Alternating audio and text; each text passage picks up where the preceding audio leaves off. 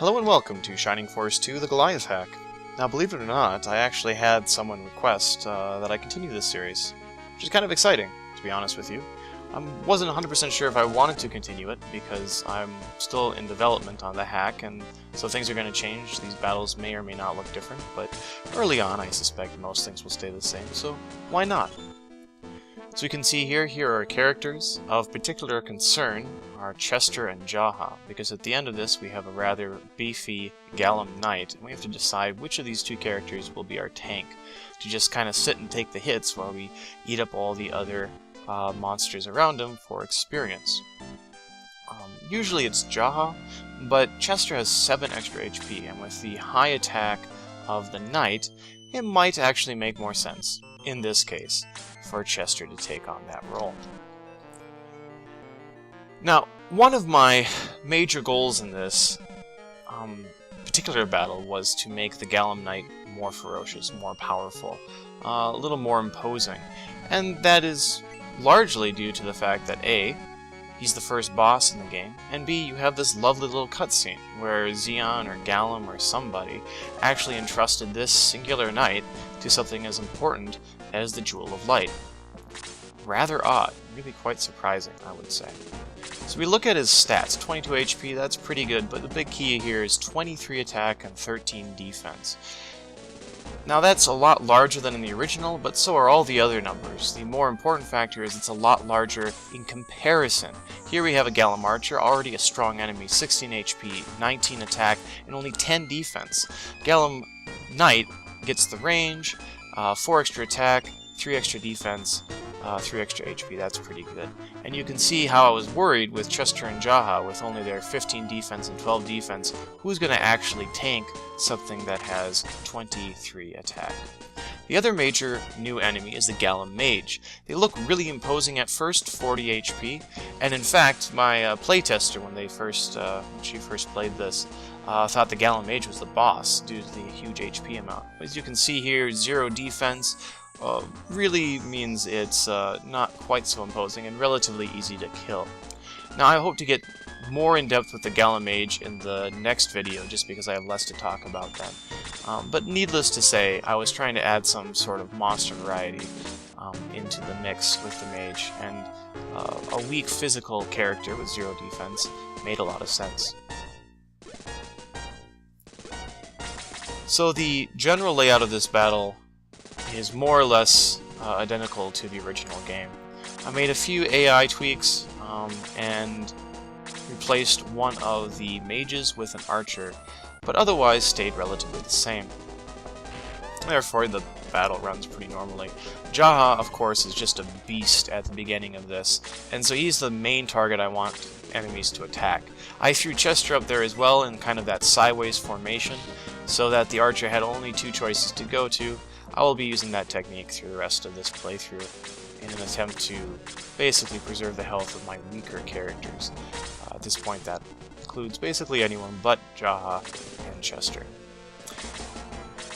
One of the more important things I want to talk about is short rod usage. Now I'm trying to decide here whether Sarah should be the one attacking or not, but she could use some experience, so why not? And I need to show off this whole short rod business.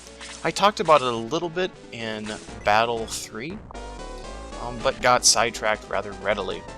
So when we look at the short rod, it casts Blast level 1, which is an area effect spell, does 6 damage, and because the short rod never breaks, it's rather a powerful weapon this early in the game. Honestly, it seems a little unfair given that Kazin has to actually use magic to use his level 1 spell, which is only marginally better, though it does have 2 range rather than 1. So what were the reasonings behind this whole Blast Rod inclusion? There were a couple things to keep in mind. One was just I'm looking for variety. As you'll notice, the early battles still fairly resemble the original game, and that's not because I wanted them that way, I guess, or that I didn't try, but that honestly the original battles are fairly straightforward, and there's not a whole lot of good variety that you can place in there unless you really step away from the whole Galam enemy setup. and I wasn't really feeling in the mood to bring in a bunch of new enemies for this type of thing. I like just the Galam, Archer, Soldier, Mage, Knight, and Cleric, or Priest, however I end up naming them in the end. So the Blast Rod gives you that option, which is really nice. The other thing, which I did talk about before, is that the Blast Rod gives an attack option for Sarah. Sarah really does struggle early on in the game to gain levels due to lack of attack and lack of MP. And so the Blast Rod gives her a secondary option, which is very critical. It also operates as a secondary option for Kazin.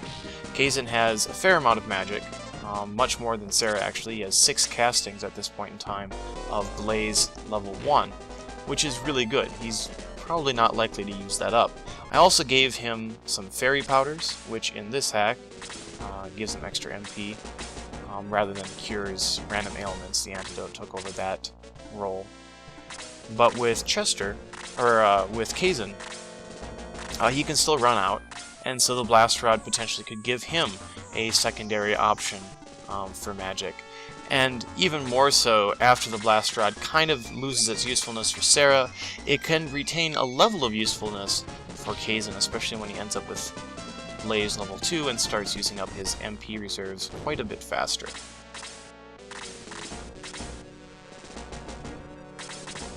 So, about halfway through the battle right now, and actually I guess about a third according to time. It takes forever to take down that Galam Knight at the end. And I want to talk about the general battle setup.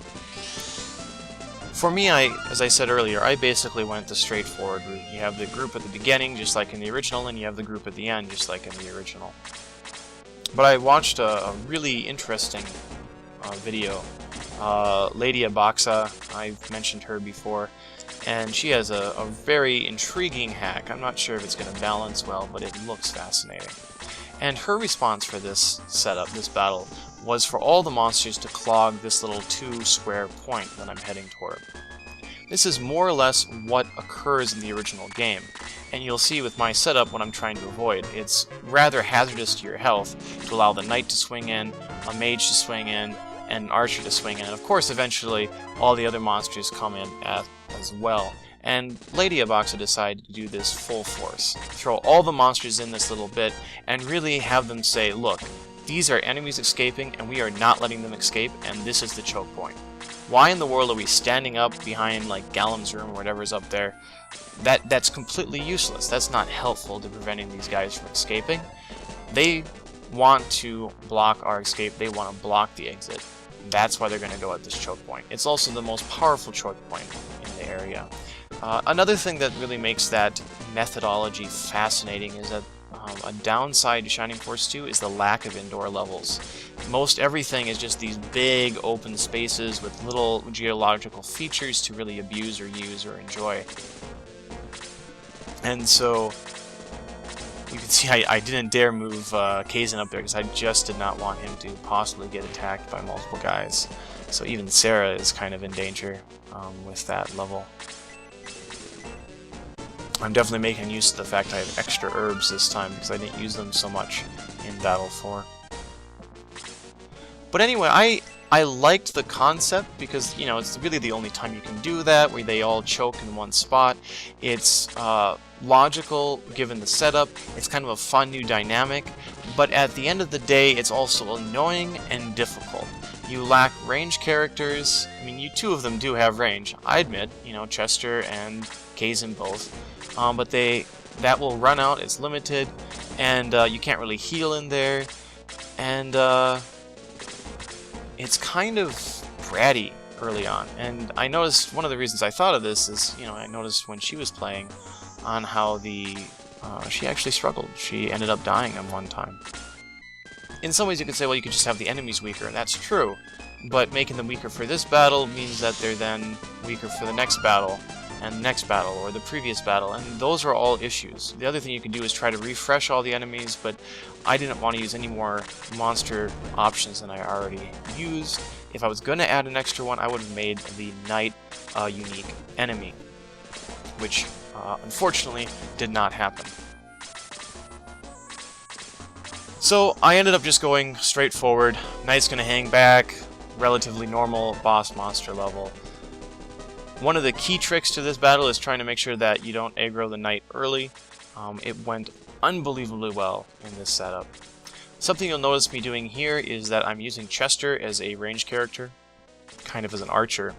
And I find it very interesting when you look at Shining Force 2, they don't give you an archer character until May, which is relatively lengthy into the game. I mean, you're getting Kiwi and Slade and Peter beforehand, you're getting all of the other major classes, and May isn't even a true archer, she's a ranger, so a horse archer, which is kind of, again, just a very weird, interesting setup. But I think it really works out because of this whole concept that someone like Chester can be a ranged character, can act as an archer, and that outside of this battle, up until May, every other battle is big, open area spaces. Technically, you could say Battle 7 is kind of inside, but even that one is mostly just a big, open-spaced location. That gives you usually 4 options to attack, and makes the range characters less important. Interestingly balanced. I think if I would redo the game with different classes on the characters, I would add an earlier archer, although then the question is, who is it? I also noticed with Lady Abaxa that she ends up giving Slade range, so he has 2 range on all his weapons, which again is kind of this counterbalance. Hey, if you have no archers, you need some characters that have that ranged option. And of course Chester does not always have it, which is a problem.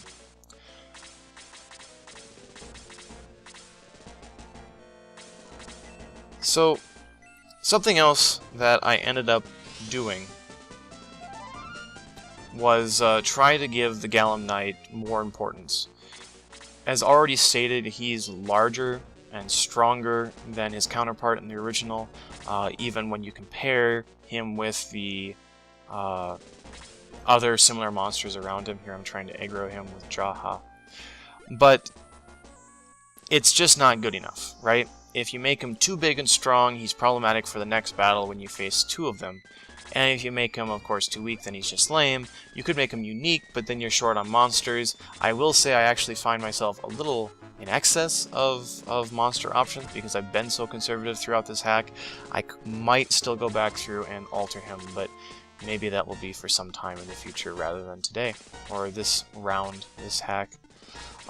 So what I've done instead is I just don't have him in the next battle. This is one of the reasons why you'll notice only 1 mage in this battle rather than 2, because all the mages end up taking care of the space for the Galam Knight instead. Kind of take his place. Here I start tanking with Jaha. Jaha, did he get up to level 7? Yes, he did.